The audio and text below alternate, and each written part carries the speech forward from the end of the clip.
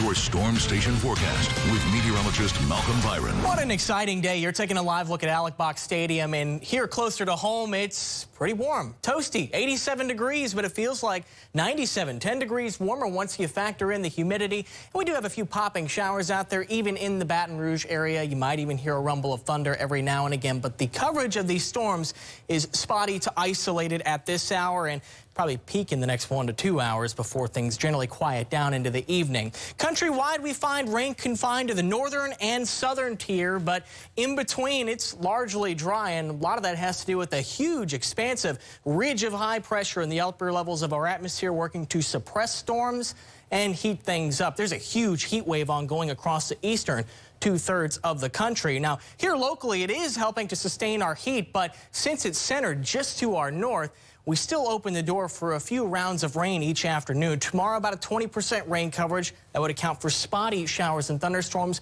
more isolated activity moving into Tuesday, and then we'll see a slight lull in the precipitation moving into midweek with a 10% rain coverage on Wednesday and Thursday. Here's a look at Futurecast going into tomorrow. The morning quiet, and then in the afternoon, we pop the lid on the atmosphere.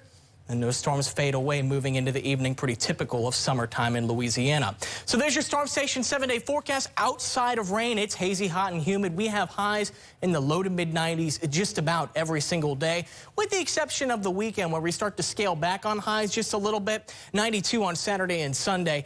And notice we still have those storm chances in the mix. Hey, make sure you join us later on WBRZ after the NBA Finals. We've got a system to watch in the tropics. We will track the tropics after the NBA Finals. We'll take a break on the news at 5:30 and continue after these short messages.